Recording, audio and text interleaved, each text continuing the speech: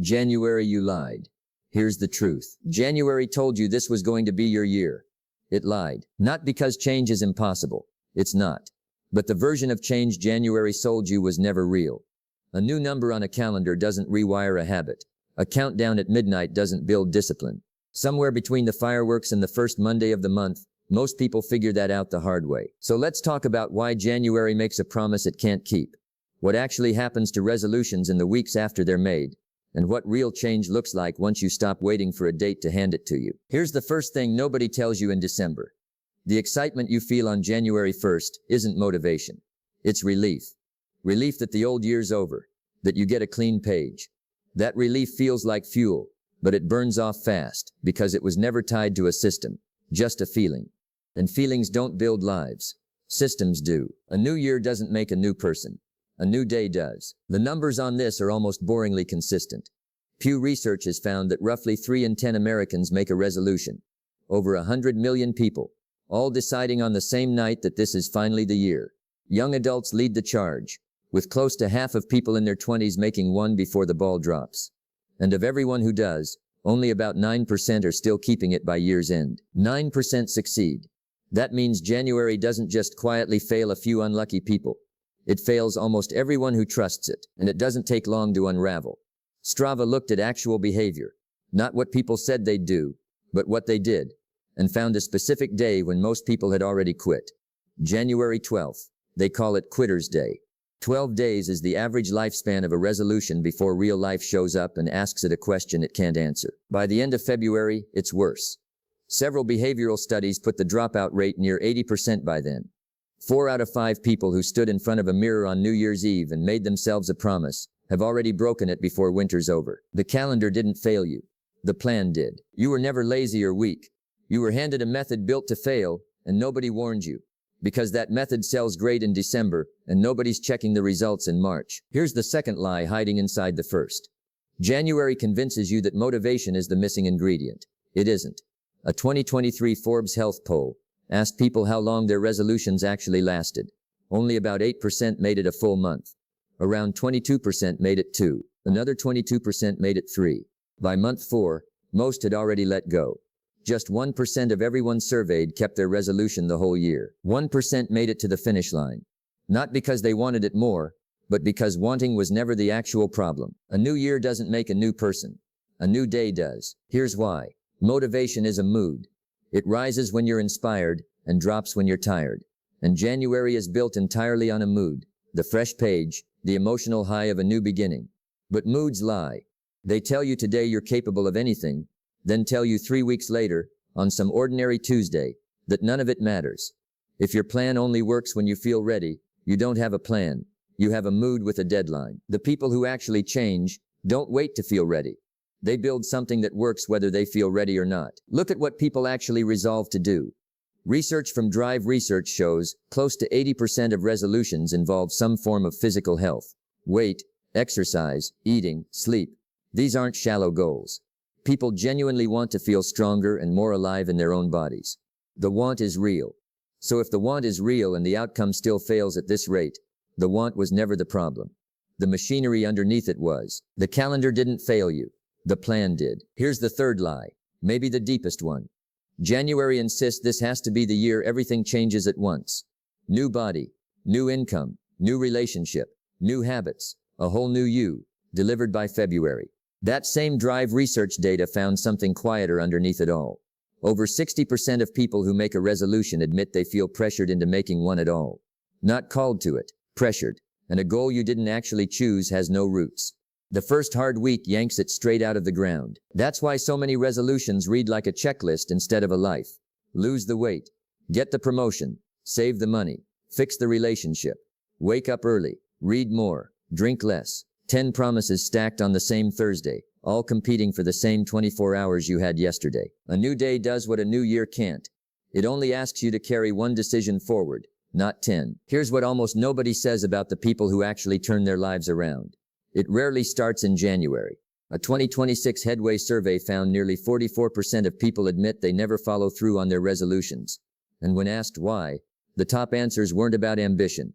They were about exhaustion, low motivation, heavy workloads, real struggles with mental health. Those aren't excuses. That's just what an actual human life looks like. And January never accounts for any of it. It hands you a mountain and calls it a starting line. The truth is quieter than that. It doesn't care what day it is. Don't wait for the year to change. Change the day. In practice, that's not a 12-month transformation plan. It's one decision, repeated, on some ordinary day nobody's counting down to. Not January 1st, a Tuesday. A Tuesday you'd normally let slide by like every other one. Except this time, you actually do the thing. You take the walk. You close the laptop and open the book. You put the card down and cook instead.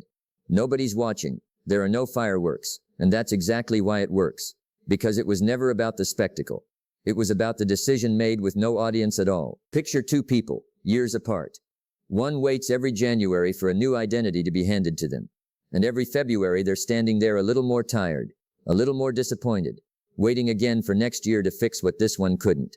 The other picked some random Wednesday in the middle of nowhere and just started. Quietly, no countdown, no announcement. 5 years later, one of them has built something real. The other's still waiting for the right year to begin. The difference was never the calendar. It was the willingness to start without one. A new year doesn't make a new person. A new day does. Here's a fourth lie, and this one hides in plain sight. January tells you to set a goal. Lose 10 pounds, save $5,000, read 12 books. And goals sound powerful enough that nobody questions them. But a goal is a finish line. And a finish line is exactly where most resolutions go to die. The moment you cross it, or the moment you realize you won't, the whole structure collapses. There's nothing left holding it up. The people who actually change don't wait to feel ready. They build something that works whether they feel ready or not. What they build instead isn't a goal, it's an identity. There's a real difference between I want to lose 10 pounds and I'm someone who moves my body every day. The first one ends the moment the number on the scale moves, or doesn't. The second one doesn't end at all, because it was never about a number. It was about who you decided to become. Someone who reads doesn't need to hit a book count to still be a reader on a random Tuesday in October. Someone who trains doesn't stop being someone who trains just because this particular week was hard. The identity carries the behavior. A goal only ever borrows it for a season. This is why so many people hit their goal and still feel empty, and why so many others miss their goal and quit entirely. Both were playing the wrong game from the start. Ask yourself a different question than the one January hands you. Not what do I want to achieve this year, but who do I want to be on an ordinary Wednesday, when nobody's watching and there's no deadline attached. That question doesn't come with an expiration date, and neither does the person it builds. The calendar didn't fail you. The plan did. Here's a fifth lie, and it's the one that keeps people stuck longest. January insists that if you miss a day, you've failed the whole year. Skip one workout and the guilt shows up first, and right behind it comes the quiet decision to just wait until next January instead. Clearly this wasn't your year after all. One missed day becomes the whole story. But look closer at the small percentage the research keeps finding still standing there in December. They missed days too. Nobody does this without missing days. The difference isn't that they never broke the chain, it's that they never let one missed day turn into a missed month. Picture two people missing the exact same Tuesday. One misses the workout, feels the guilt, and lets that guilt talk them into missing Wednesday too, then Thursday, until missing has quietly become the new habit, and the old one is gone completely. The other misses the same Tuesday, feels the same guilt, and just shows up on Wednesday like nothing happened. Because one missed day was never a referendum on who they are. It was just a day. 5 years later, the gap between those two people has less to do with willpower and more to do with how much meaning they assign to a single skipped Tuesday. Don't wait for the year to change. Change the day. Here's a sixth lie, and it explains why so many resolutions are dead before February even asks the question. January convinces you to change everything at once, on the same morning. New diet, new gym routine, new sleep schedule, new budget, new relationship habits, all stacked into one 24-hour window like a single day could hold a whole life's worth of change. It can't. Willpower isn't unlimited, and a brain asked to overhaul 10 systems simultaneously will quietly abandon most of them within weeks. Not because you're undisciplined, but because that's simply how much any person can carry at once. The people who actually change build one piece at a time. Not 10 resolutions in January, but one shift given a real season to become automatic, and only then a second one added on top. Some of the sharpest people rebuilding their lives right now aren't thinking in years anymore. They're thinking in seasons, checking in with themselves every few months instead of once a year, Asking a small, honest question. What's one thing I'm carrying forward from the last few months? And what's one thing I'm ready to add now that the first thing finally feels automatic? That rhythm doesn't wait for December to evaluate itself. It corrects in real time, all year long, long after January's been forgotten. A new year doesn't make a new person. A new day does. Here's a seventh lie, and it's one you rarely notice because it isn't about you at all. It's about everyone around you. January assumes you're doing this alone, in a vacuum, powered entirely by your own willpower. As if the people you live with, work with, and eat dinner with have no effect on whether the new habit survives. They do. If everyone in your house still orders the same food, keeps the same late nights, and jokes about your new routine like it's a phase, you're not just fighting your own impulses. You're fighting an entire environment built around the old version of you. The calendar didn't fail you. The plan did. This is why the same person can fail a resolution for years in one environment, and then succeed almost effortlessly the moment that environment changes. A new job, a new city, a new group of friends who already live the way they're trying to live. That's not proof they suddenly found willpower they didn't have before. It's proof willpower was never supposed to carry the whole weight by itself.